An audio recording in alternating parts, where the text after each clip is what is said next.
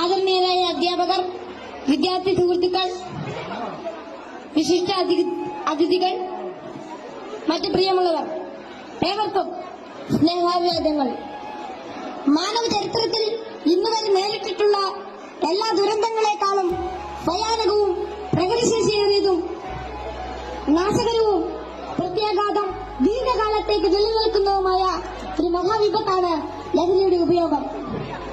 ഓരോ കുട്ടിയുടെയും ജീവിതത്തിലേക്ക് ഹരമായും ഉന്മാദമായും ഉച്ചചങ്ങാതിയായും മൃദുവാസത്തോടെ പടികയറി വരുന്ന ലഹരി മരുന്ന് ഏതു വിധേനയായാലും ഒരു പ്രാവശ്യം ഉപയോഗിച്ചാൽ പിന്നെ അതിന്റെ തോന്നലും പിന്നീട് സന്തത സഹചാരിയായും അധികം വൈകാതെ അടിമയുമാക്കി മാറ്റുന്ന മാന്ത്രിക ശക്തിയാണ് മയക്കുമരുന്നിനുള്ളത്. മയക്കുമരുന്നിന്റെ ഈ മാന്ത്രിക ശക്തിയെക്കുറിച്ച് പറയുമ്പോൾ കടൽക്കിടവിന്റെ കഥയാണ് എനിക്ക് ഓർമ്മ വരുന്നത്. കൂട്ടുകാരെ, നിങ്ങൾ കടൽക്കിടവിന്റെ കഥ കേട്ടിട്ടില്ലേ? വെയിലാവുന്ന സായാഹ്നങ്ങളിൽ കടൽ തീരത്തിന്റെ മണൽത്തട്ടിൽ നടക്കാനാവാതെ അവശനായി കിടക്കുന്ന വൃദ്ധനെ കാണാം. കരുത്തരായ യുവാക്കൾ ഒറ്റയ്ക്ക് ആരെങ്കിലും അടുത്തെത്തിയാൽ തന്നെ അല്പദൂരത്തേക്ക് മാറ്റിക്കിടത്താൻ ചെറുപുഞ്ചിരിയോടെ വിനയാജ്ഞയായി അപേക്ഷിക്കും.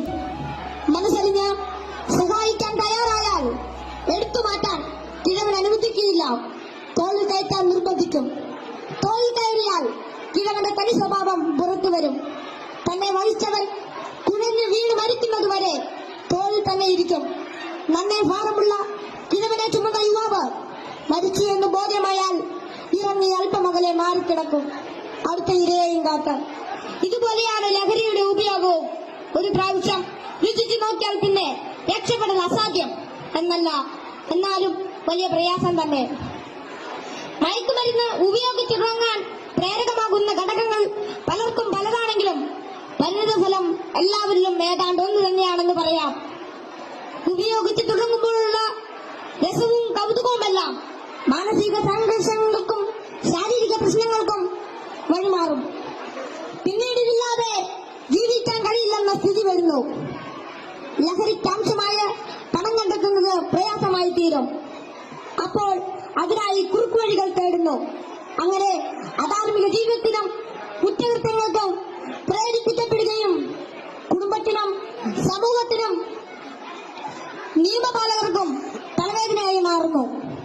ഇതിന്റെ എല്ലാം ബാക്കി പത്രം എന്ന് പറയുന്നത് നിരാശ, ഏകാന്തത, മാനസിക പിരിമുറുക്കം, ശാരീരിക പ്രശ്നങ്ങൾ, മാനസിക വിഭ്രാന്തി എന്നിവയാണ്. ഈ പ്രശ്നങ്ങൾ ഇവരെ നിഷ്ക്രിയരും നിർജീവനുമാക്കി തീർക്കുന്നു. അങ്ങനെ കുടുംബത്തിന്റെയും സമൂഹത്തിന്റെയും നട്ടല്ലാകേണ്ട ഇവർ വീടിനും വീട്ടുകാർക്കും നാടിനും തന്നെ ബാധ്യതയായിത്തീരുന്നു.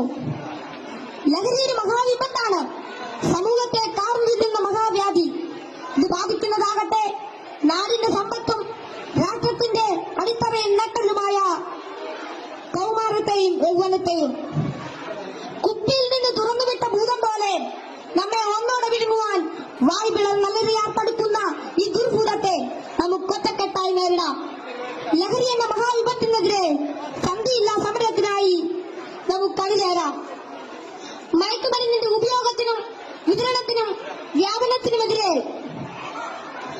കൈയോട് കൈകോർത്ത് നമ്മെ തന്നെ കാത്തും കൂട്ടുകാരുടെ കാവലാളായും ലഹരിക്കടിമപ്പെട്ടു പോയവരെ ചേർത്ത് പിടിച്ചും ലഹരി വിമുക്ത നാളേക്കായി ഐക്യദാർഢ്യത്തിന്റെ ഉരുക്കുകോട്ട തീർത്ത് മുന്നേറാം. ഉറച്ച തീരുമാനവും വ്യക്തമായ കർമ്മപദ്ധതികളും കൃത്യമായ ബോധവൽക്കരണവും കൊണ്ട് നമ്മുടെ കൂട്ടുകാർക്ക് ചുറ്റും നമുക്കൊരു രക്ഷാവലയം തീർത്ത് മനവും കരവും ഒന്നായി ചേർത്ത് ഉറക്കെ പാടാം. ശിരസ്സുയർത്തി പറയുക ലഹരിക്കടിപ്പെടില്ലൊരു നാളും നാം. ശിരസ്സുയർത്തി പറയുക ലഹരിക്കടിപ്പെടില്ലൊരു നാളും നാം. വരം കണക്കെ കിട്ടിയ ജീവിതം എറിഞ്ഞുടയ്ക്കുകയില്ല നാം. വരം കണക്കെ കിട്ടിയ ജീവിതം എറിഞ്ഞുടയ്ക്കുകയില്ല നാം. ശിരസ്സുയർത്തി ശിരസ്സുയർത്തി ശിരസ്സുയർത്തി പറയുക ലഹരിക്കടിപ്പെടില്ലൊരു നാളും നാം. ശിരസ്സുയർത്തി ശിരസ്സുയർത്തി ശിരസ്സുയർത്തി പറയുക ലഹരിക്കടിപ്പെടില്ലൊരു നാളും നാം. ഈ മാതൃകാ ജീവിതത്തിലേക്ക് എല്ലാവരെയും ആഹ്വാനം ചെയ്തുകൊണ്ട് നിർത്തുന്നു. നന്ദി, നമസ്കാരം. Thank you.